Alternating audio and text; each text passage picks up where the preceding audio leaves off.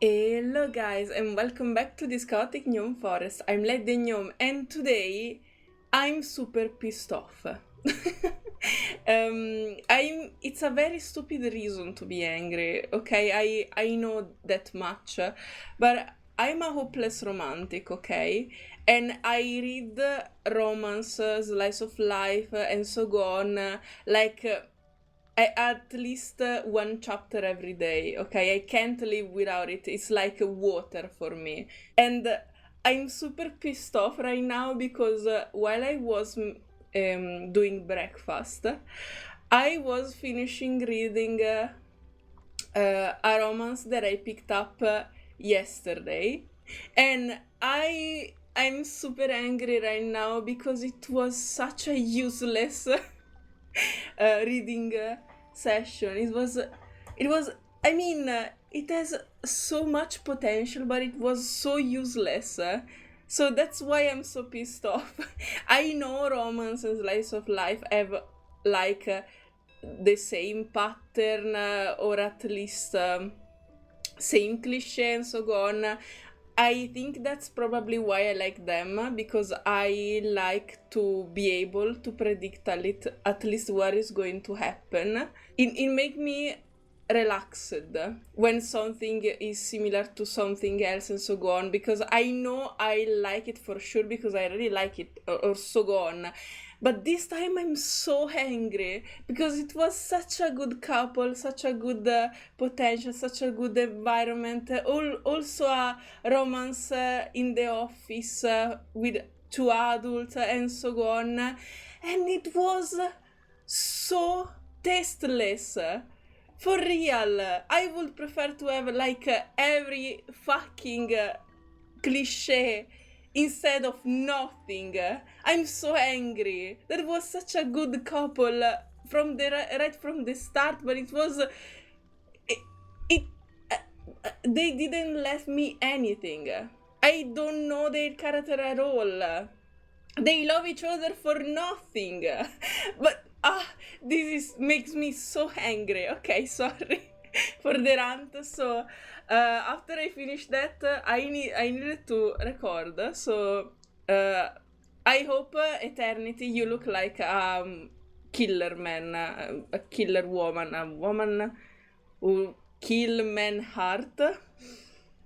Even woman, if that's the case. So I don't expect Reverse to gift me with some romance. I can see this game to be like to go in that direction.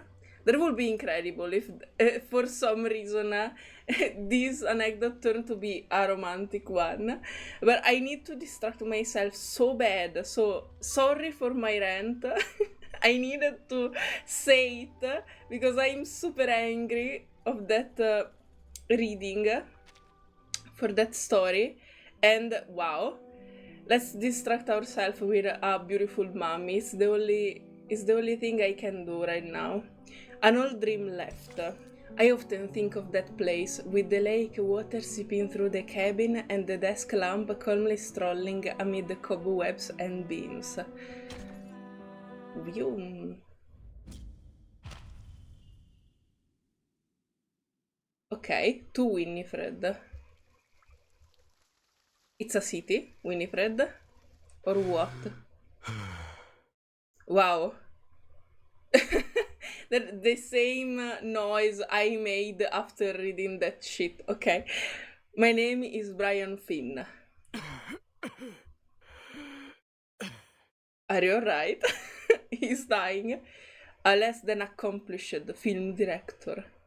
With the meager talent given to me by God. What? I've made a film that defy classification as either good or bad. Yet I've never managed to create a film I can truly call my own. Nor even the generosity of the divine has reached its end.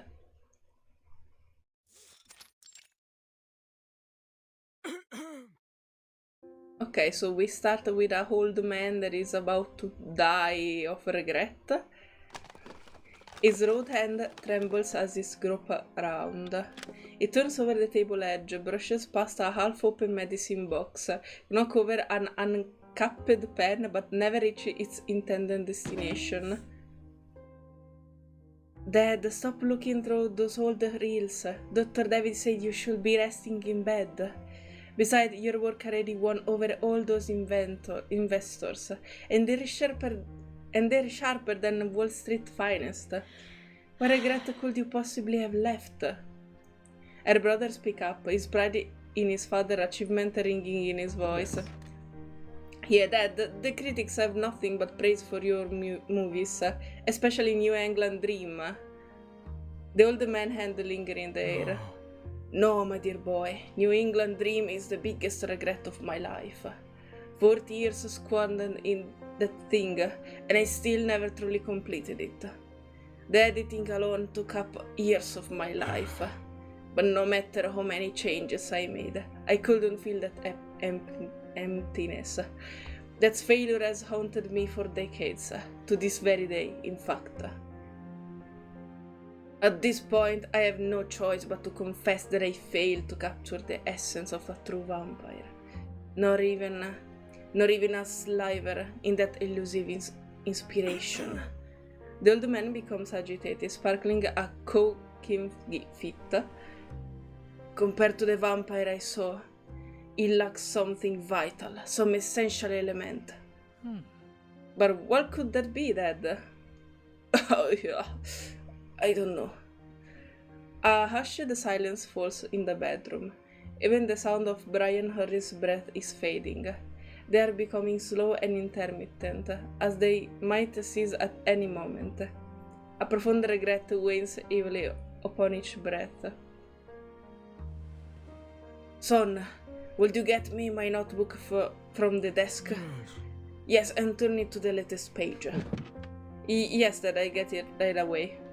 The boy hastens out the door, while the girl looks at her father with a melancholy gaze, her face etched with concern. But your eyes... don't worry about me, Ilya.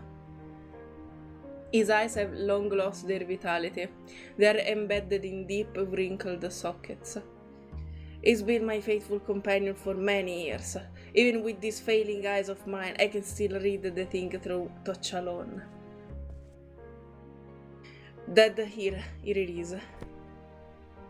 Oh, I love to see in general when books and other things are used. You can sense they had a life before falling into your hand. Robin carefully placed the notebook in his father's hand. Yes, this is far more useful than any concoction of pills. Don't you agree, old friend? With some effort, he steadies his frail frame. I still need you to document everything faithfully, at least for now anyway. We have one last journey to make, the final stretch. Now, where should I begin? This tale began in New England, I believe. Back then I was young, timid, and filled with fear of the unknown. Oh, back into the past, New England. During the 30s. A cabin nestled between dense wood and a lake, a common sight in any horror film. Moss climbs the windowsill and eaves of the cabin exterior, as if silently repelling any visitors. Sadly, it does nothing to repel young, reckless children. Oopsie. Oh wow, are you Timmy Turner? Then, you reckon this really a witch here brewing potion from baby hair? Haha, what kind of baloney are you talking about now? I hear there are vampires hanging around in these woods. You know, the kind that has fangs with hollow tips, so it can pierce the skin on your neck and suck your blood. Are you talking about vampires? I can see Eternity being a witch, like doing potions, so on. He placed his hand on the quivering shoulder beside him. Good grief! Would you look at our little Brian? If he shiver any faster, he could be a hand crack operator at my uncle generator factory. I bet he's already got a fresh diaper at the ready. Cut it out, guys. We should head back. I really don't want to fall behind on Miss Madison's homework. Jared pats him on the shoulder and pushes him forward. Don't worry, little Brian. Legend has it that the vampire keen on blood from strapping young men, not scrawny little monkeys. Ha! The Brian will be safest one among us. The pressure of Brian's shoulder intensifies. That's Legend, probably a bunch of hooey, right? Haha, of course it is. Yes, so what are you afraid of, little Brian? This is bullism. This is bullshit. In any case, a breeze blows past the door, causing it to creak creepily. Off you go, good sir. Take a gander deeper inside for us and say, how do you do to Mr. Vampire? Wait, is Eternity a vampire? That would be unexpected. The shove from behind sends Brian stagger forward. He falls into an even more sinister looking room, hitting his head on the corner of the table. Ah! Oh, look what you've done. You klutz. You scared of all the critters. Ouch, my head. Bye-bye, little Brian. We'll be waiting for your triumphant return to town. Wow. Door slam shut. Don't leave me here. You can't do this to me. I don't want to be eaten by a vampire. His head spins and his consciousness slips away into darkness. A loud rambling sound approaches from afar. That's noise. It feels like my head about to explode.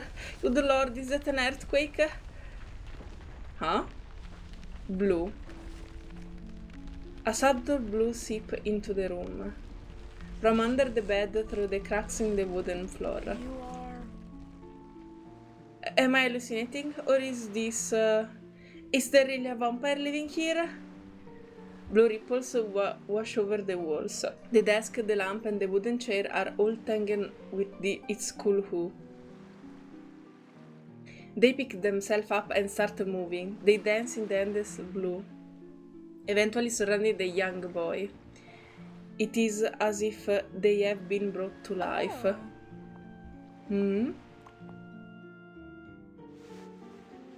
Hello, Mom! You don't look too well, my invited friend. Need a hand? You... May I ask? Are you a vampire?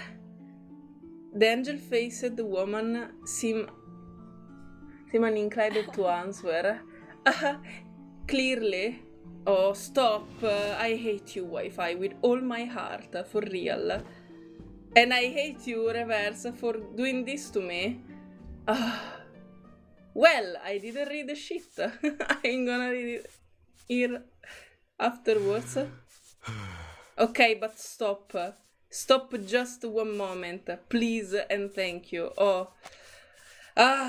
It's all so hard. Okay.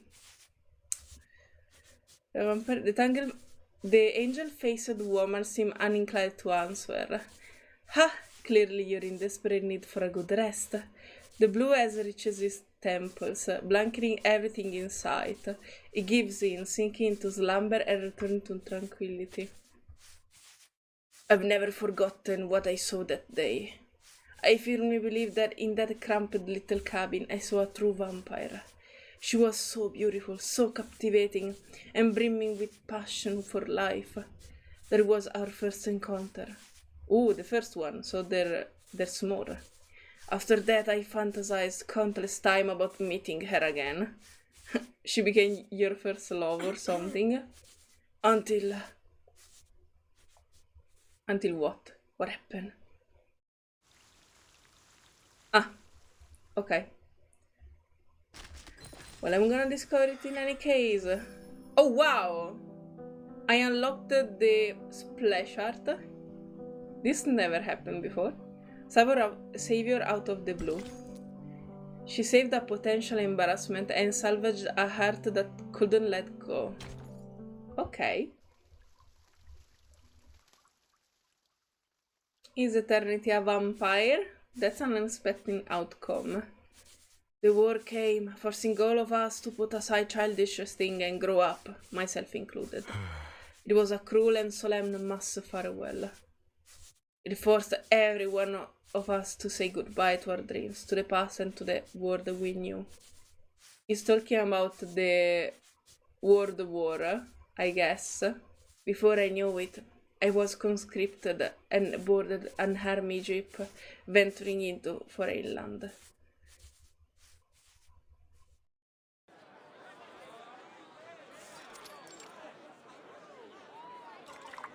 The atmosphere rised amidst the clinking of glasses as if everyone should toast to the victory at hand, while they still can. Cheers, gents! He drained his glass in one gulp. To a brighter tomorrow!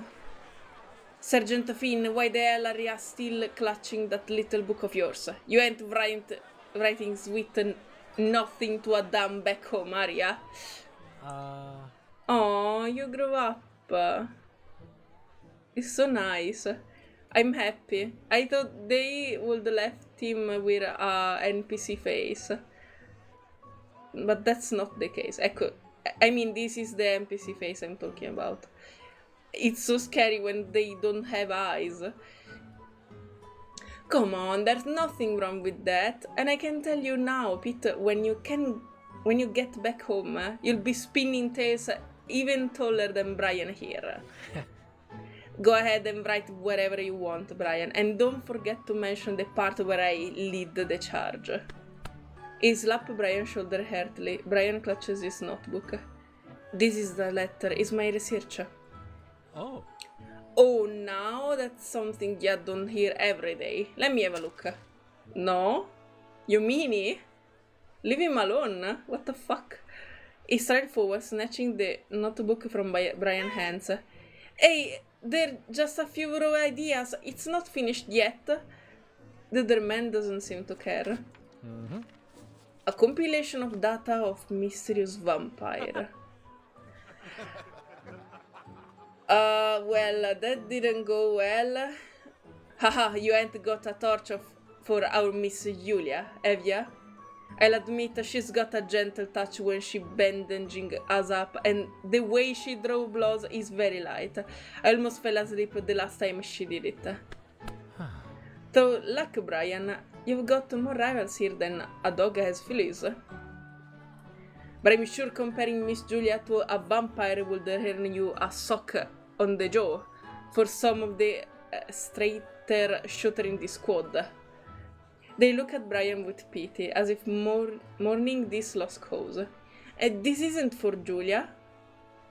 Brian shakes his head firmly, a serious expression on his face. Being called a vampire is hardly insulting.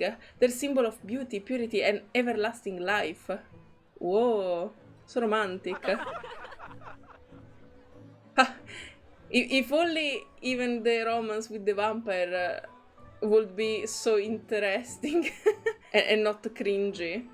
Haha, you say that, but have you ever laid eyes on a real vampire? They're just made up stories I believed when I was a kid. Of course. But I'll grant ya that they're pretty hardy for spooking the little rascal.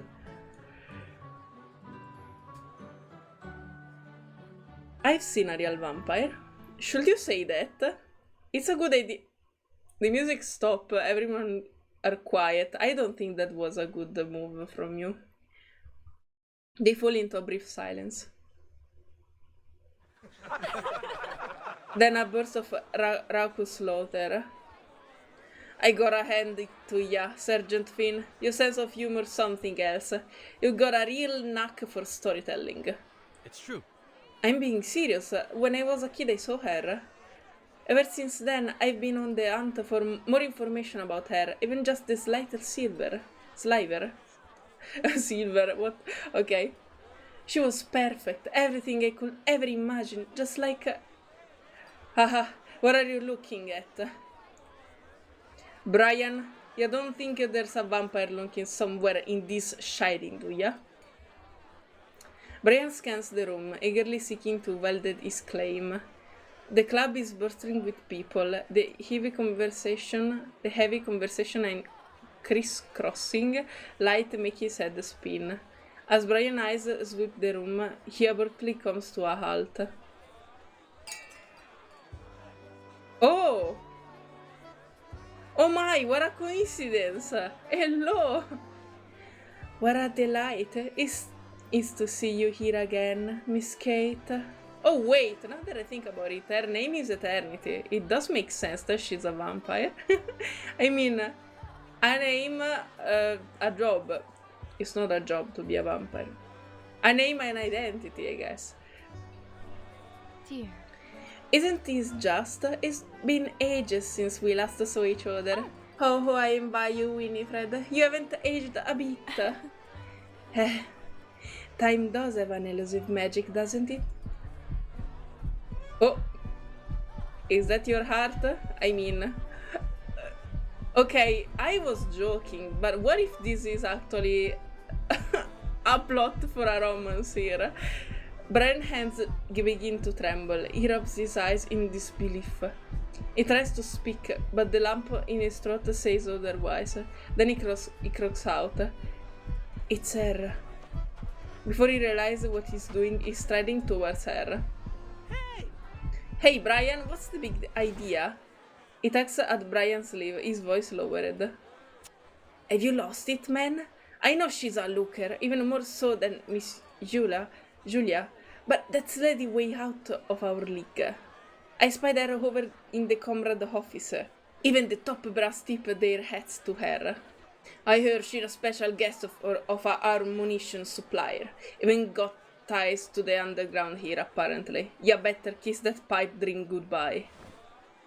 He grabs the hair where the cuff of Brian's shirt should be, but it's already gone. Mm-hmm. Oh, he sneak out.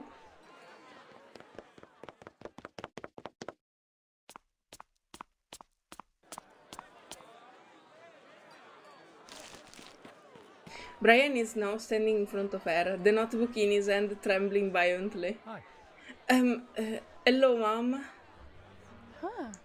Do you remember him? Hello, sir. That was quite the entrance. She smiled gently, seemingly used to such disturbances. Oh, please accept my apologies, Mom. I didn't mean to offend you. It's just...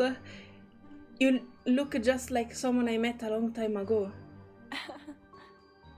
Not exactly the slightest line I've ever heard.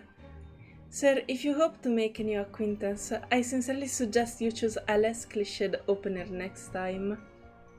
I'm gathering information on vampires, that's why I had to talk to you. The lady before him chuckles ambiguously. You catch on quick. But do I really look like a vampire? Perhaps it's because of my striking white hair? It is saddening when those nobles lady pester me to reveal the secret behind maintaining such a style. No, you misunderstand. I believe that vampires are a special race possessing advantages ordinary people don't. For instance, using human blood as nourishment allows them to gain stronger physique and, more importantly, maintain their vitality and appearance for much longer. They're the embodiment of beauty and the favored children of God. That's quite an imaginative theory. But it does quite align with many medical science, does it? She downs her drink in one swig. The creatures that most closely resemble your description are bats. They feed on human blood and are active at night, but they don't gain long lives or beautiful faces in doing so. On the contrary, they're filthy and germ-ridden, making them one of the animals we despise most. No, that's not true. I love bats. They are so cute. Also, I mean,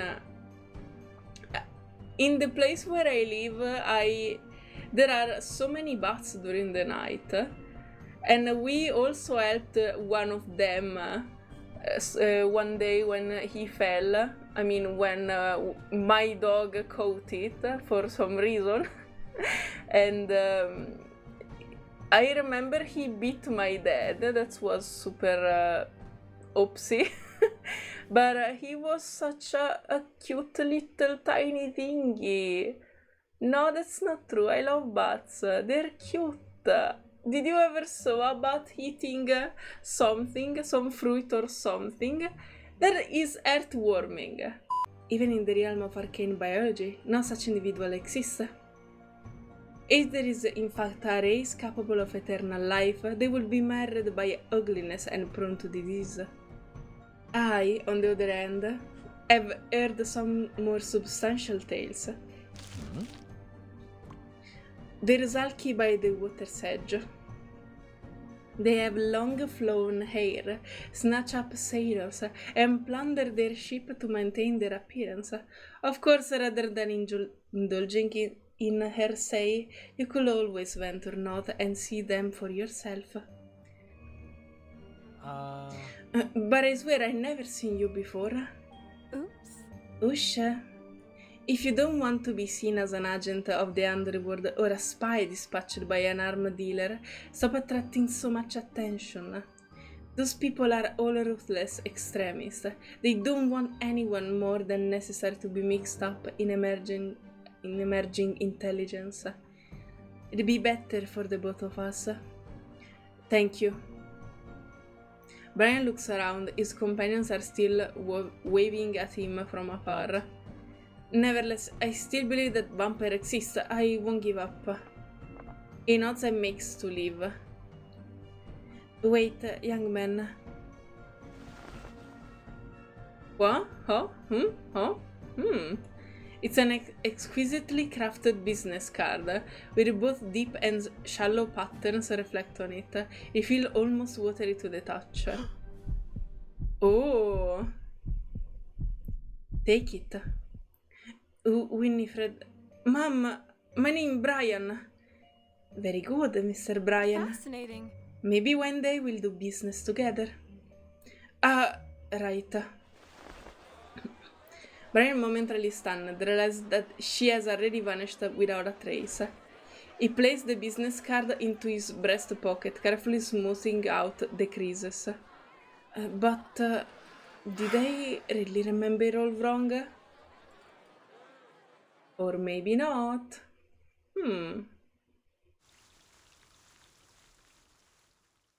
Let's go.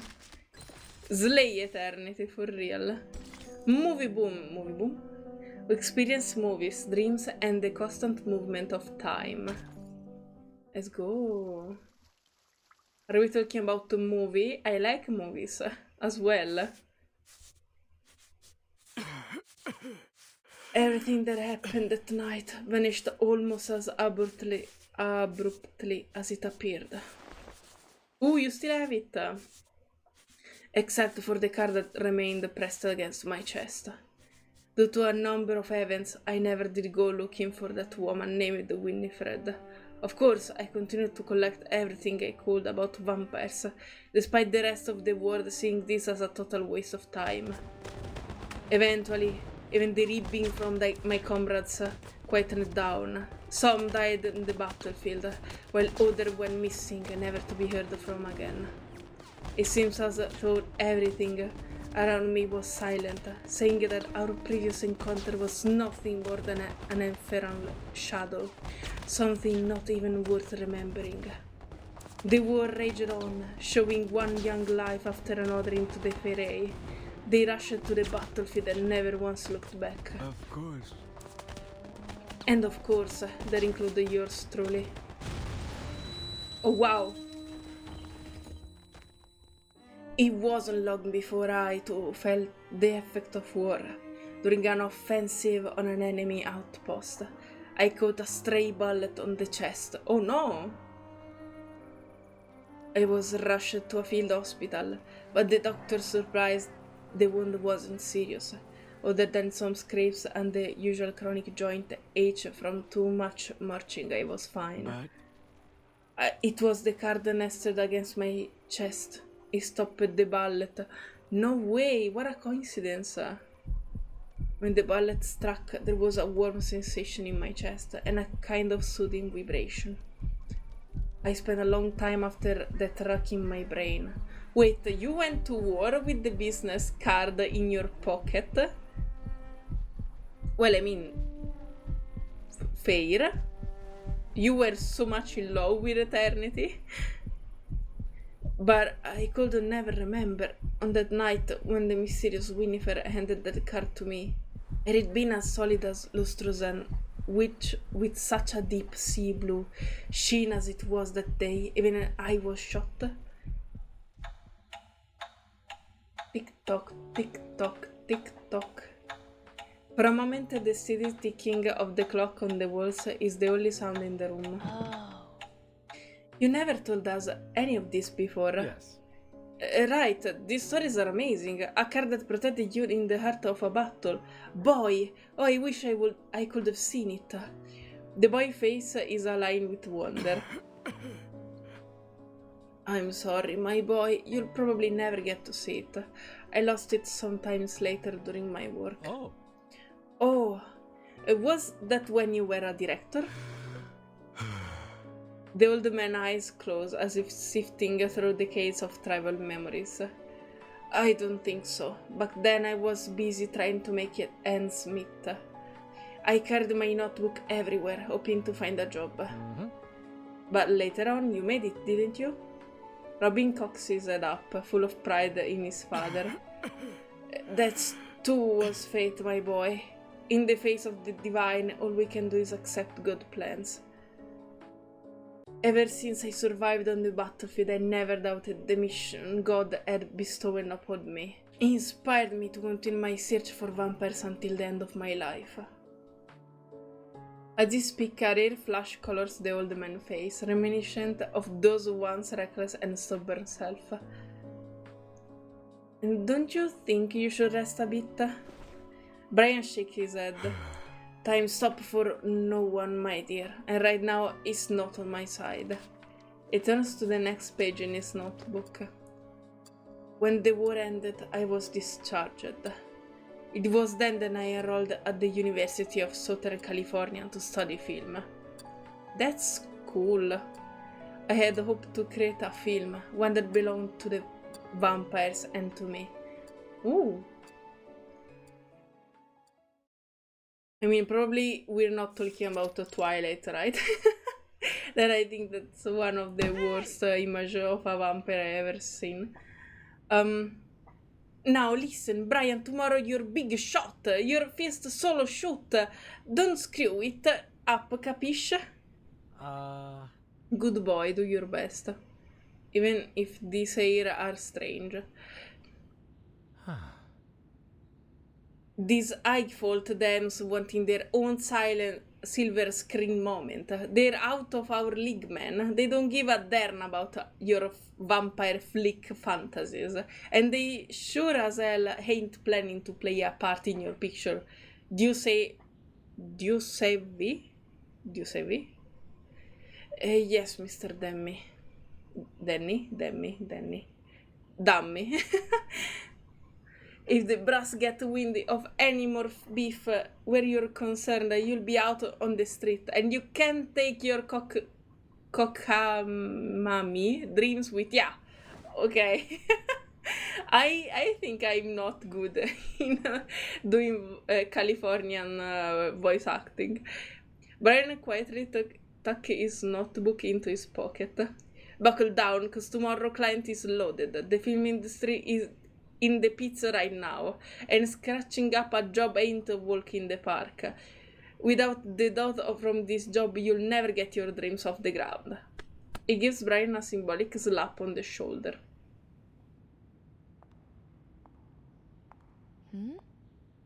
Mr. Brian? Mm-hmm. The lady of the house is ready for you. She is waiting in the drawing room. Thank you, I'll be right there. He shakes his head, hastily putting away his notebook. GG, bro. Do your best. He takes a deep breath and hurries to the drawing room. Mom, are you in there? I'm Brian from Divine Union Pictures. I'm here to shoot your film. Huh. Enter. Oh, what a coincidence. Whoa, hello there. It seemed that this was just another one of God's little jokes. When I last expected it, the gear of fate looked in place once again, and as they turned, the noise nearly deafened me. Well.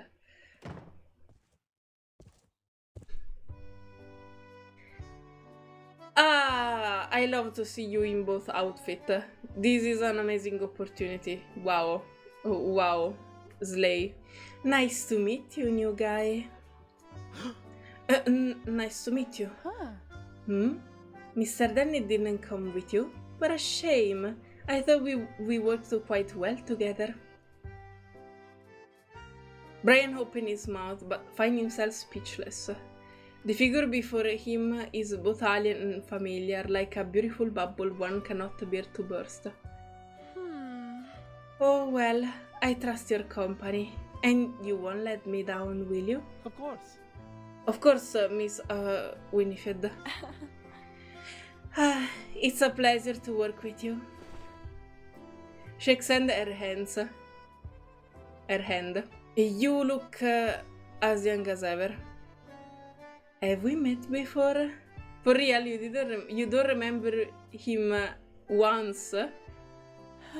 Instead of waiting for an answer, she gives a nonchalant chuckle that turns into a gentle yawn. I get that a lot, usually from discerning customers angling for a bargain on whatever treasure they have their eyes on. But a little flattery can easily sway those of us seasoned by time. I will accept the compliment, however. Just know that you'll have to do much more than that if you're looking to get a bonus from me, young man. You need to show a little more heart. If you send me the footage a week early or maybe extend its duration to... She earnestly haggles on herself. Do you really not remember me? Back at that office club. Oh. A heady silence fills the air. I'm truly sorry. As you can see, I've tried my best to recall. Does she have a bad memories, or she simply doesn't really care because if she's immortal, she has seen so many faces and meet so many people that it doesn't matter anymore. I don't know. Just wondering. Just a popcorn movie. The popcorn is already crunchy and delicious, so there's no need to waste time finding a good movie to watch. Ooh.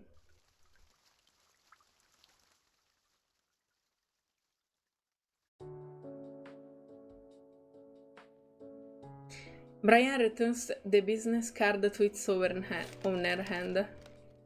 Ooh, whoa!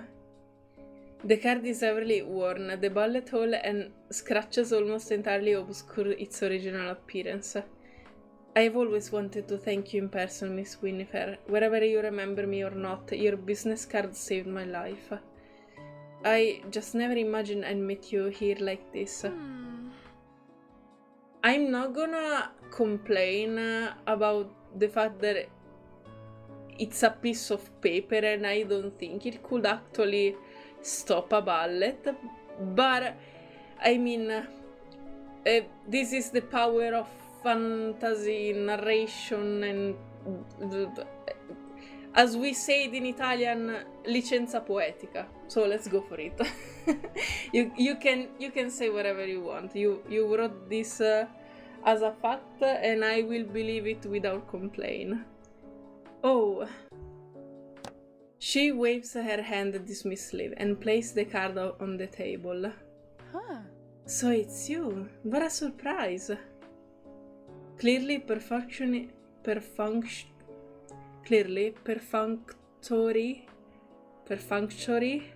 pleasantries cannot dampen Brian's enthusiasm. Yes. Yes, I never imagined that after all these years, you would look exactly the same as I remember. Now I'm all the more certain. You must be a vampire, or at least 1/8 of your blood is a vampiric. It's aligned perfectly with my script. My goal is to lift the veil of mystery hanging over vampires, to expose those false legends and rumors. He becomes more excited as he speaks, scribbling in his notebook. Just think about it, Miss Winifred. Don't you want to finally change the public misconception about vampires? At least we can show the world a more beautiful, more real image. Winifred shakes her head and reclined on the fashionable Persian sofa. Well, Mr. Bryan, how are you going to do that? With a film? Of course. A film, of course. I'm planning to make one about vampires. The only thing is that no one willing to invest in it, and I haven't finished the script yet. But I believe that as long as you're willing to be the leading lady, everything will fall into places. Maybe we could start with a personal documentary. Investing your lineage and family, the untold past of vampires. That will surely catch the investor in attention. It's the perfect opportunity to tap it into a new market. Brian, I don't want to shatter your dreams or something, but did you actually thought about her? I mean, what if she want to remain a secret vampire? What about her privacy? What if he's actually a vampire thingy to maintain the secret? I don't know. It's just that he is going so forward without asking for permission or something. I mean, she is asking, but he's so pushy right now. I'd say your idea has legs, Mr. Bryan. Oh. But I'm afraid I'm not interested. It's as if cold water has been splashed on Brian's face. I'm sorry, Brian, I saw that coming. Why? Aww. This is such a sad why. I don't care about movies. Sitting still for 2 or 3 hours is more like a subtle punishment than a pleasure. Besides, staring at a screen for such a long time robs our eyes of their brightness. That's the kind of damage no amount of cosmetic can save. So, what kind of film do you want from us? A talk show like The Night Show would be great. No one needs to go anywhere. We can all just relax on the sofa, chat about fashionable, superficial things, and loathe without a care in the world. We could also adopt a theme that captures life a little fragment, then pieces them back together. Yes, that would be interesting. She stretched languidly, looking expectantly at the cameraman before her. Mr. Danny promised me just that. What was it? A comfortable atmosphere, simple requirement, and no need to lift a finger. Brian set down his notebook, signing in resignation. Winifred nods contentedly. She eyes the wall clock. 3:15. Excellent. We'll get started shortly. The client I have scheduled for this afternoon is due any moment now. We should be able to glean some free authentic material. As you wish, Mom. Oh, he's so sad. I'm sorry, Brian. Brian is adept with the camera and is serious about capturing every shot. They successfully filmed Winifred the Leisure Afternoon, just as she had hoped. Afternoon tea, strolls in the garden, sunbathing. There is no doubt that Winifred is pleased with them.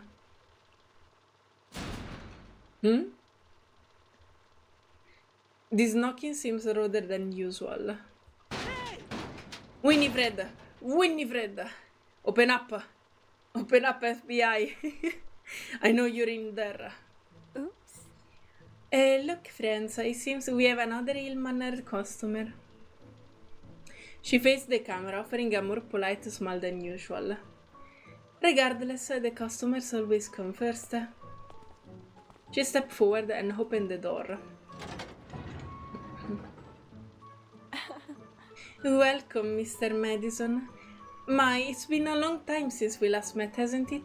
What a nostalgic reunion this is. We saw each other last month, Miss Winifred. Winifred. Ah, his voice accented with hints of barely repressed anger. You sold me that memory lamp, saying it could faithfully record all its luminates. But in an actual fact, he flipped the switch, the lamp cast a warm yellow light. Yes, just like this. Just imagine you'll be able to eternally cherish the warmest, most beautiful scenes of your entire family under this very light. Just think, no more worrying about maintaining picture frames or power outages. All you need is a little bit of arcane energy and you can preserve everything, even their voices. Oh, what a joyous scene. Just thinking about it brings a tears to the eye. This memory lamp is one of a kind piece. Snag it now for the low price of... Click. It turns off the lamp. Well, it's running smoothly and the image is clear enough. There doesn't seem to be anything wrong with it, no? It certainly meets the standard of my other goods. Thank you for your testimony, Mr. Madison. That's precisely the issue. It's ridiculous. When you were selling me the lamp, it recorded our little test run perfectly, but after I took it home, no matter how many adjustments I made, even after I busted its bulb, the image didn't change one iota.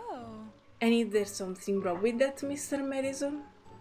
She tilts her head, appearing somewhat puzzled. Just as I advertised, it can faithfully record it all illuminates. Poor little lamp. This is the reward you get for working hard and doing your job to the letter. She runs her finger across the scratches on the lamp surface and sings deeply. Weren't you the one who asked for a preview of how the lamp worked? That's right. My heart was just as heavy as yours in that moment. What a shame that you couldn't just trust the quality of my product without having to use up its power on a demonstration. Shoot. You. That's too far. You charlatan. You willy capitalist. His fist clenched in his face, flushed with anger. Our transaction was entirely above board. As you well know, besides getting road, now will only land you in a heap of legal trouble. She points amiably at the camera documenting the entire affair. Of course, if you so desire, I do offer a buyback service at 10th on the original price. The man storms out, slamming the door behind him. How disappointing. Upon the exit of this guest, the day filming ends as scheduled. That's a wrap. Oh. You're looking a little down, Mr. Bryan. I'm sorry. Sorry, Mr. Winifred. I was just wondering if this scene will fit in your documentary. It was quite a negative encounter. There's no need to worry about that. I think it possesses a certain comedic quality, don't you? It reminds me of an episode of The Night Show, which you just have to watch, by the way. Just be careful you don't bust a gut loathing. Oh. By that point, I had to admit that Miss Winifred wasn't the vampire I'd imagined. In fact, our brief dreamlike encounter hadn't allowed me to truly understand her. But even then, I clung to my belief, hoping in vain to find what I so desperately wanted to be true. I continued to pour my heart into the documentary, the vessel of my vampiric passion. But if she isn't actually a vampire and he was tricked all that time, and that is why he is regretting using all this time after her. The dogged dreamer. We have taken in many patients who, after giving up their dreams, are now living quite well.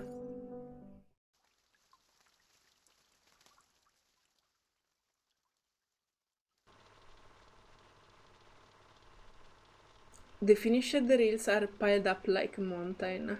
They reflect Brian furrowed brow on their surface, his struggle and embarrassment laid bare on the mountainside. No. This one no good. It just doesn't carry the weight of what I want to express. The symbolism totally missing, and the framing is all wrong. He removes the reel, replacing it with a new one. He watches in hope. This one too. The props are all over the place. Miss Winifred, you really shouldn't have eaten those grapes. They were meant to balance one shot. Another reel on set aside is signing resignation. This one even worse. The composition being completely ruined, and the props you added seems to symbolize some kind of material desire, which is totally confusing the message of the film. The insinuations are terrible. Winifred nods at Brian, offering a polite apology. You're very diligent, Mr. Brian. I'm sure Mr. Danny will be pleased with all this. Of course, I'll give you a glowing review for the work you've done. I'm not sure I understand. Once again, you prove that my coins have been well spent. It appears I haven't lost my knack for striking a good deal. It's not just about the money, Miss Winifred, at least not for me. He stares at Winifred, who appears indifferent to this declaration. After a moment of hesitation, he cannot help but go on. Miss Winifred, with all due respect, Please. we should reshoot this material. Over the next few days, I'll prepare more reels and plan a new script for you. I can't lie to you, Mom. The truth is, the footage we have now is almost totally unusable. It's monotonous and hollow, and even with extensive editing, it won't meet the standards of a truly great documentary. I'll handle any additional cost. You just need to... Winifred cuts him off. I don't think that'd be necessary, Mr. Brian. I've seen the shots. They're terrific. What? Brian verged on vexation. What? You have to be kidding, right? Look, we'll watch them again and I'll explain the measure flows to you. Then you'll see for yourself, I swear. You're an outstanding cinematographer, Mr. Brian. You don't need to prove that to me anymore. Why? Then why won't you agree to my proposal? To be honest, I don't really care about the quality of the documentary. All I need is for it to be made and become a shiny new addition to my display case. Don't you care about its artistic value at all? Absolutely not. But being in vogue, that's what really matters. You have to understand that women of certain social class are only interested in the new, and trends can change at the drop of a hat. If we don't hurry up and finish shooting these things, it'll be left in the dust by that prestigious circle, chock full of treasure and opportunities. That's what I'm really afraid of. Okay, so she just wanted to appear in something so that she could be recognized as a beautiful lady. Could you imagine me has been an outcast of the new age, bankrupt without a penny to my name? I've seen that story play out more times than I care to recall. She shakes her head dramatically, as if the very notion chills her to the core. I see. I understand. Miss Winifred, let's get on with the shot. Brian shakes his head. He lets out a long sigh but say no more. Oh, wow. This is like when you knew a celebrity private life or something, and you start to be super you admire that actor or person so much, but in their present life they're a terrible person, and you are just conflicted because you love them as actor but hate them as persons.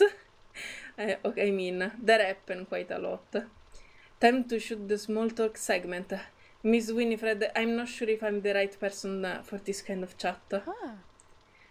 No, it's fine. We can make do with what we have. Now let's get started. Just relax and talk about whatever interests you. She leans back, settling into a comfortable position on the sofa. Okay. Alright. May I ask? Forgive my innocence, but have you really never believed in the existence of vampires? I've been around, Brian. I've seen a lot of places and met many people, but I never once laid eyes on even half of what you call a vampire. Of course, plenty of people have tried to buy such a secret from me.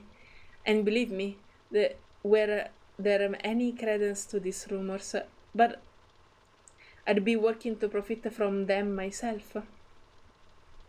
She shakes her head in resignation. But how, then, do you explain your appearance?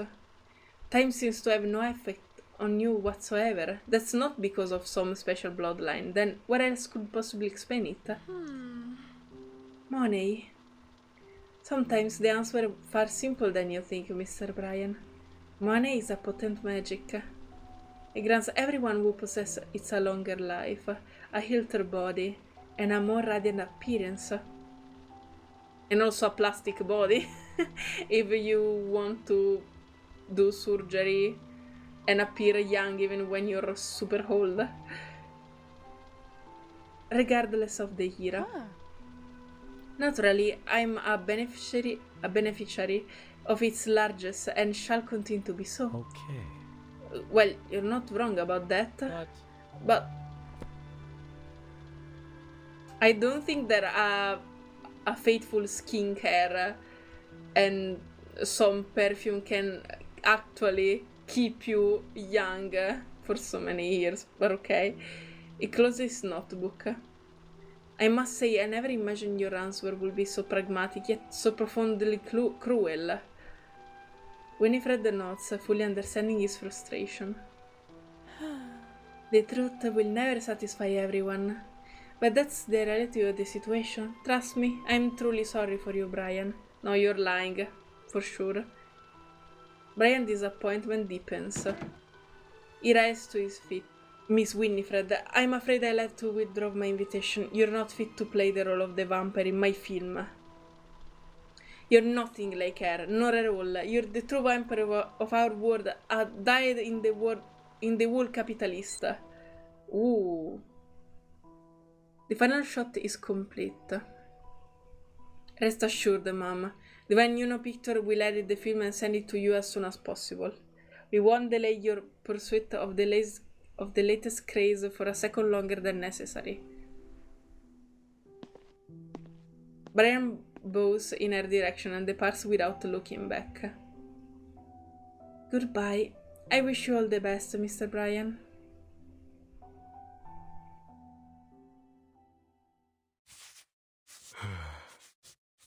And so that was the last time I ever saw Miss Winifred. I couldn't accept her choice, just as she couldn't stomach my stubbornness. A huge, irrepressible rift stood decisively between us, and I no longer believed she had anything to do with the fantasies of my childhood. I even started to think that everything I once firmly believed it was laughable, absurd even. After that, I threw myself into a career more concerned with reality, and I tried my best to awaken from that unreachable dream. I couldn't really say wherever I succeeded in my ideals or in my career.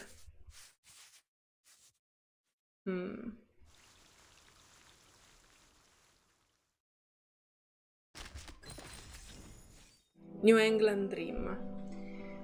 The work belongs to the production company, to the investors and to the business plan, but not the author. Okay. The anecdote started in a way and is continuing in another. So I don't know who the outcome could be. Maybe in the end he will discover that she's actually a vampire, but she tried to keep it a secret. Because if she tell him, no, it's a secret, I can't tell anyone. She's admitting that she's a vampire, so I guess the best way for her to keep it a secret is, his lies about everything in the first place. Extra! The highly anticipated movie Anecdote Dream is about to hit the silver screen. Another masterpiece following the grisly tradition of Nosferatu, Dracula, and the Curse of Frankenstein. Witness the most pure and flawless vampire in film history is guaranteed to make your heart skip a beat. Behold the mysteries of an immortal race. Wow! I love all the way you promote that. May I have a newspaper? Thank you. 15 cents. Thank you, Mom. Today big news. The movie New Anecdote Dream is about to premiere.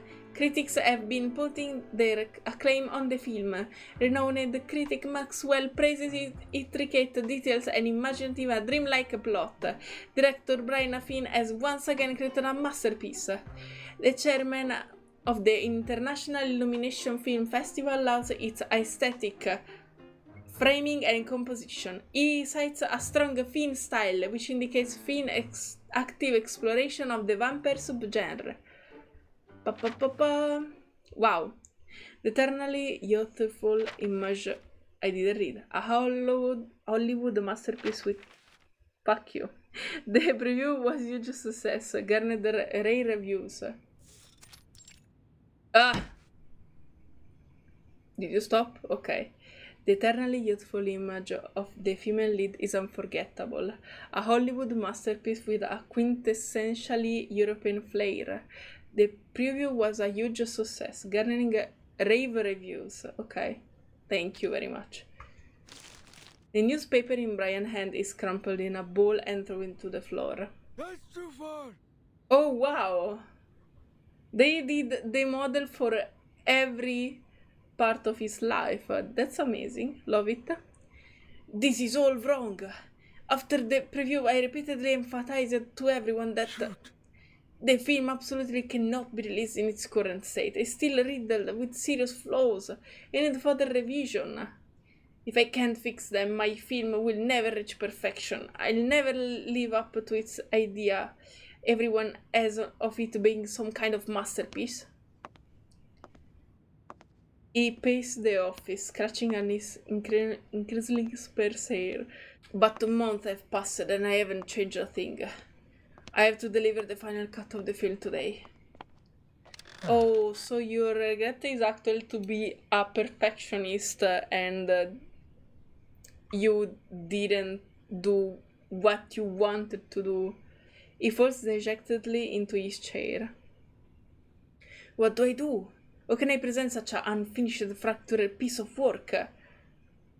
A determined look comes across his face as he shakes his head. No! No, it would be an insult to vampires, a colossal stain in my directional career. He stumbled to the desk and grabs the phone, the dial spinning like a whirligig. Okay. That's right! I must postpone it a few more weeks. Just a fortnight will do. I'm sure I can find some inspiration and fix all this problem. Oh my god. No? FBI open up once again. Before the call can connect, a visitor arrives at the office door. Hurry up! Brian! You've been dodging us for months. I know you're in there. Oh. The door flies off its hinges and scratches to the ground. I'm sorry. Sorry, Mr. Brian. Hey! Hey, what on God's name are you doing? You can't just break into people's property like this. You know why I'm here, Mr. Big Shot Director. How many times have you put off the release of this picture, Paul? Do I need to remind you, or have you come up with a new excuse? Brian is momentarily speechless. Why? I told you so many times that the preview went well and all the critics loved the New Anecdote Dream. So what's the problem, buddy? What are you still not satisfied with? There's no way this film will tarnish your reputation in any way. In fact, this shot you to superstardom. You'll be huge, the next big sensation on the lips of everyone in Hollywood. I don't care about any of that. New England Dream is my lifelong work. It has to be flawless. It's enough. Don't you see you're hurting everyone involved? Do you have any idea how much money we lost to make this happen? The whole crew livelihood is hanging on this thing. You planning on dragging them down with you? Brian's face turns red, but he still stubbornly clings to the copy of the film in his hand. I see. I understand, but New England Dream isn't ready for the big screen. We need to stop promoting it immediately, lower everyone's expectation and apologize in the press. Don't worry, I'll write the apology letter. I just need a little time to fix the problem with the film. Shoot. You've totally lost it, haven't you? He waves his hand, signaling the security personnel behind him. Grab the stuff, we've done waiting. Oh. Please. Oh no, so the regret is that he couldn't finish to perfection his work. They just took it from him. Come on, hand it over, Mr. Brian.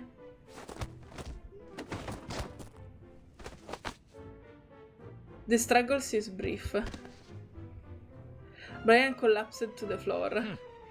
The audience, the theaters and the boatload of investors have all been waiting for it. New England Dream is more than just your baby. No! You can't do this. This is my life work. It's not finished. Please. Give it back to me. I promise I'll make it perfect. Oh no.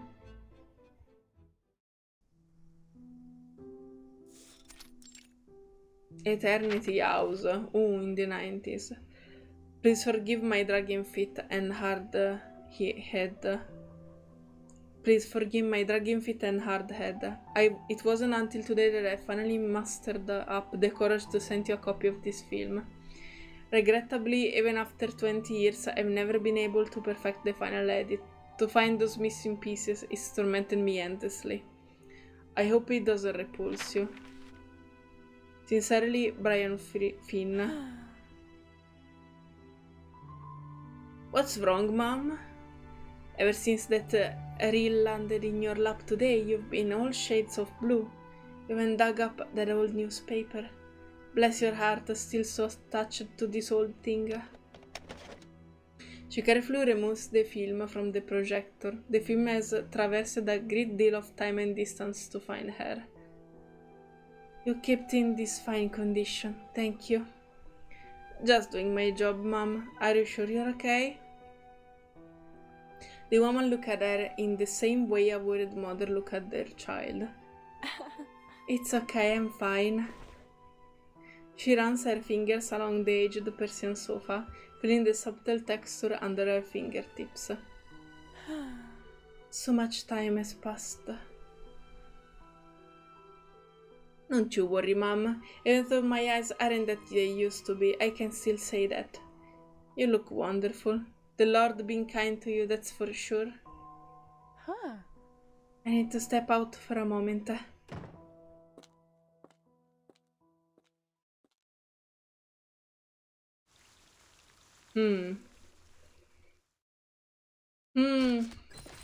Hard the life of a vampire, isn't it? Eternity? The Departure and New England.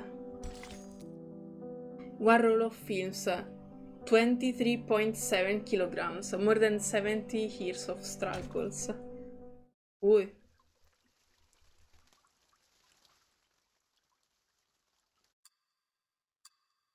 Oh no! That condition seems to getting worse. I'm really worried he might... His sister shushed him. Shh, I think he's fallen asleep. Let's not wake him. It's been so long since he had a good rest. Okay, so what if before he died, Eternity appear, suck his blood, and say to him, yes, I was a vampire all along, and he died happily. I don't know. It would be such a strange ending, but it could be possible at this point. I had no idea he had so much on his mind. Even now he can't stop thinking about this vampire film. That's a good thing, Robin. That's a good thing. The daughter murmurs to herself, tapping her finger on the edge of the bed. At least Dad still got something to hang on. I think that's what's keeping him alive. In spite of his bad days and all the war wounds. It's by God's grace that he's still here with us. But I do wish Dad could fulfill his dream. It's not the sickness that'll do him in. It's the regret. The kind that hits away at you. The old man grip on the notebook remains strong, as if something immensely important is still gnawing at him. No, please don't cry. I don't want to see any old man cry. That's a very brutal image. Suddenly the old man cries out, his body trembling as if in the throes of a nightmare. That's my final say. Don't send anyone else to try and sweet-talk me anymore. I won't have it. Dead? No name. Don't put my name on it. It's got nothing to do with Brian Finn. Desperate and helpless words spill out from his quivering lips. No. I don't give a damn. This is not my movie. I loathe you, all of you. You went ahead and screened it, and now it's a stain on my name forever. Darn it, to hell with your investors. The old man grasped for hair, seeming to calm down for a moment. Are you alright? The doctor, we've got to get Dr. David here now. Just hang on in here a little longer, just a little while longer. Just a little while longer, hold on, just a little while longer, everything will be alright. Okay, sorry. Robin, quick, we need to hurry, I'll go with you. Alright. Oh, Eternity, this is the perfect moment. Enter by the window, I don't know. The children rush out the door. The room returns to its original calm. Brian looks like a baby tucked in a cradle. Footsteps approach, a sound both alien and familiar creaking on the wooden floor. Ooh. The old man struggles to rise and force open his eyes. He's desperate to see. Is that you? Have you come at last? Their beautiful silhouette sits beside him once again.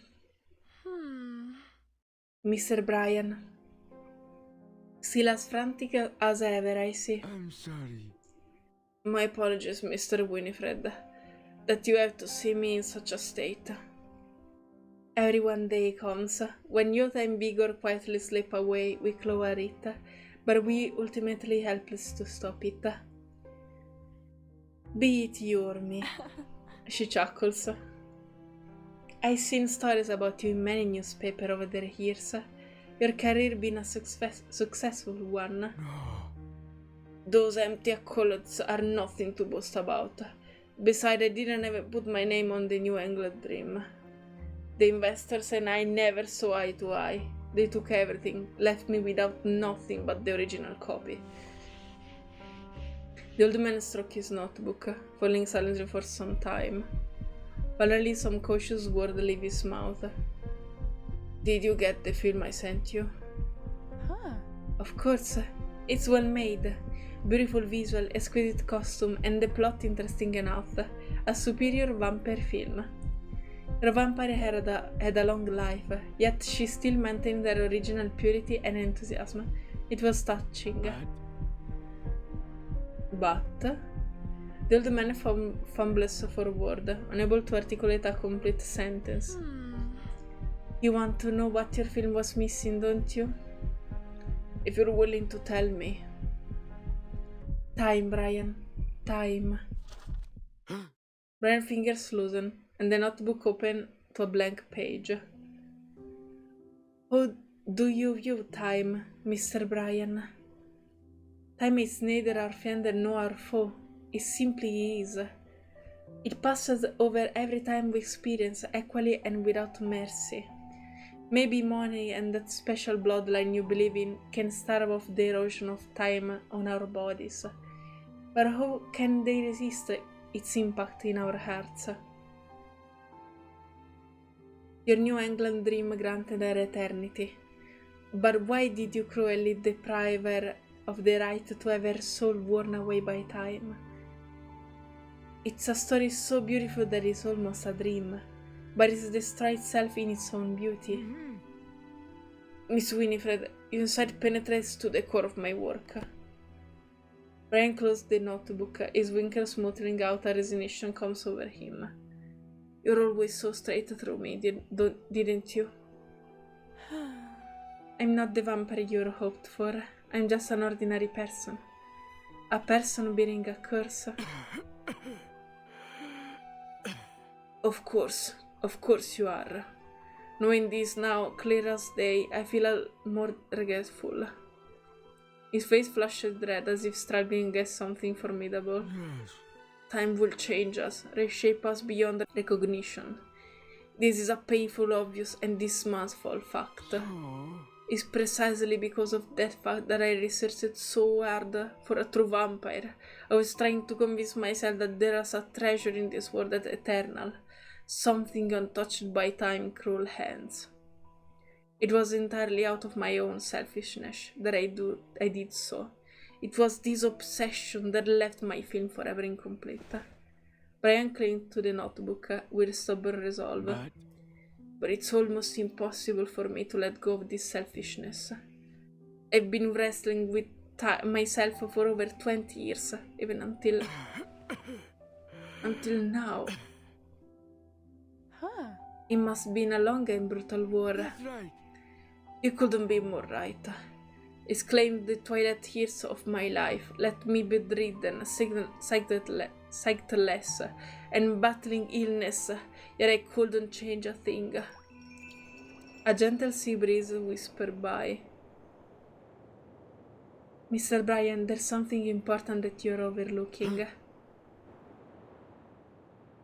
The breeze gently caressed Brian's stiff limbs.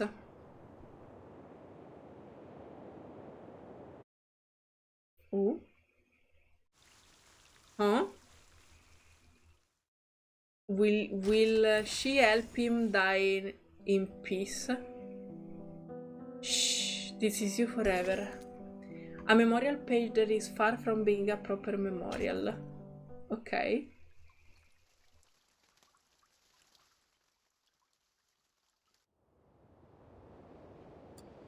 When does aging catch up with us? Is it when we can no longer leap 2 steps at a time up the stairs? Or when the past is quietly forgotten and the number of white bottles in the cabinet keeps growing? Or is it when time finally erodes the promise of our childhood dreams and we are forced to leave them behind? Miss Winifred, don't you think my stubbornness is meaningless? Not in the least, Mr. Bryan. Because you found something that isn't eroded by time, have you? To this day, time hasn't changed your ideals. You still hold them tightly, unwilling to let go. I admire your conviction. Oh. The old man perks up as if just given a dose of adrenaline. I suppose I'll achieve the ultimate victory soon then. Oh, wonderful, Miss Winifred. Remembering something, he's trying to lift his head again. Then, will you still accept a copy of my film? A soft sigh falls upon his ears. I'm sorry, I can't accept it. Yes, I understand. It's not good enough. It's much too insignificant among your exquisite and unique collection. No, Mr. Bryan, it's because it's too precious for me to endure its eventual loss. How long will this roll of film last? 30, 50 years? Maybe a little longer? It's cruel to make someone so old see something so precious fade away. She has to watch it as it's worn by time, witness its shape warm and curl, just as she has countless times before. Huh? Brian smiled helplessly.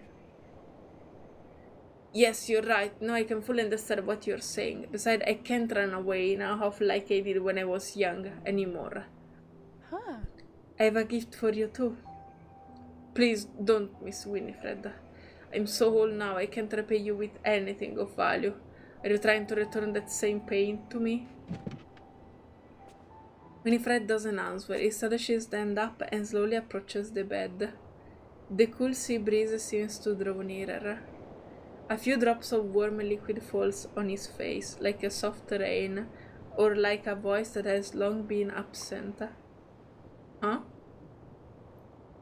Mr. Bryan, I remember those eyes from long ago, green, timid, puerile, but also filled with immense courage and passion. I can see. No way. Whoa. Warm rushed through every inch of his body, like an athlete finally returning to a familiar track. Strength gradually returns to his body. He breathed deeply, his lungs filling with a fresh air. His vision clears, and the hands before him, still youthful and unscathed by bullet marks, clasp together in disbelief. The sound of the tide becomes clearer in his ears.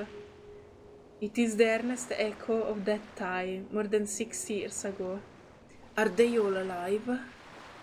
The tables, chairs, and books swim in this boundless blue sea, touchingly dancing that same dance he saw all those years ago. Oh, I remember this dance. They danced so well, so joyfully, that it made me forget all my pain.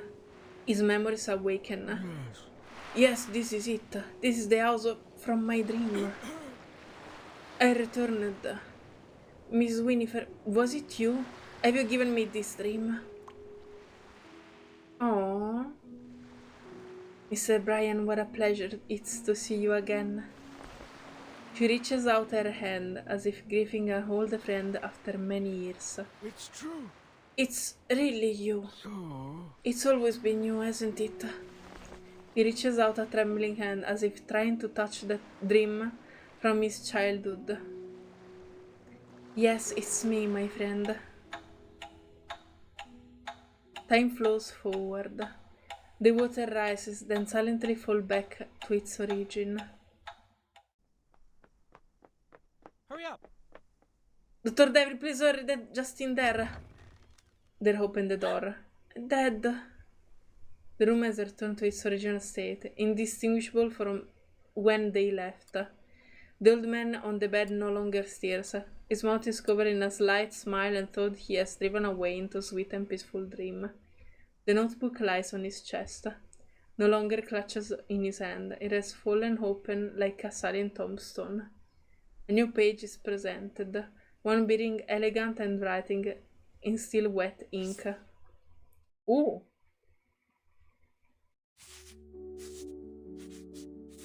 Thus he lived a life fulfilled. He never owed anything to anyone, be they colleague, lover, children, or friends. And not for a single moment did he ever abandon his ideals. In memory of a brave old friend who steadfast held to himself amid the raging rapids of times. Okay, wow. Okay, so she actually helped him died. Happily. Oh, this was such a cute anecdote. And it had something about romance somehow. I mean, it was talking more about in a dreamy way. So the story is actually a classic because if we are talking about someone who can't age and is called a vampire, and there is one that is actually believed there is a vampire and desire to know more. The time passed, the normal one became old, and in the end she helped him die. And he's like 10, even if I knew that would happen, is like 1,000 times better than the one I was pissed off and I read before this anecdote. So I'm super happy. I'm super happy of this outcome. It was such an adorable anecdote. Eternity, you're adorable. For real. Beautiful and adorable. I don't have 80% of Bond, but at least I can read the first two. So let's go for it. At the end of the 19th century, torches constantly lit up in the night sky of Exeter, a frontier town in the USA. The door of her store was closed. In a dimly lit room on the shelves stood many candy jars. The last young buyer of these candies had been sent to that crowded, shabby cemetery, if you prefer to call it that, 3 months ago. Too many farms had been destroyed in the Civil War, and plague was not the only terrible things to develop from the ashes. Fear of an unknown future also gradually turned into madness. The candies were taken down. Instead, the store owner now stocked their shelves with garlic necklaces and bottles of holy water. More and more vampires were brought to trial, and the seed of suspicion grew in everyone's mind. The once friendly resident became ruthlessness. Okay, no. Intruders broke into a woman's house despite the help she had provided them. But they found nothing in her house. It seems to have been long abandoned. The floor was covered with dead shellfish, under which they were marks of dried blue blood. Peace didn't come back to the town of Exeter until the day when everyone heard about a disease called tuberculosis. Ooh. I've had enough. Haha, no sense of humor never lets me down. Hey, cute little prince, do you understand the beauty of the night show? I don't know. How am I supposed to understand it? I'm just a frog. Oh, so she can talk with the little animal. Phone rings. Oh, damn it. Who think to rain such a wonderful night? Do they have to call?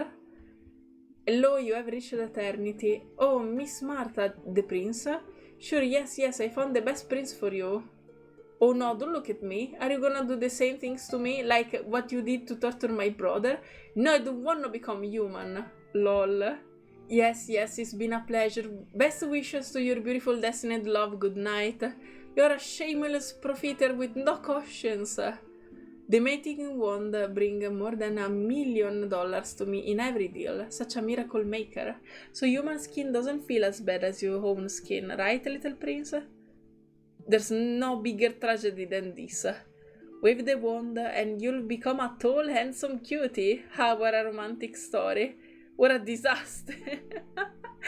Oh well. No! Okay, if some of you have eternity and have the part 3, please, I'm begging you, leave it in the comment, copy it somehow. I need to know what does the part 3 say. Okay, so the problem is that she said she have actually a curse or something. She denied until the very end she's a vampire. I think she could actually be a vampire, but maybe some other kind of vampire.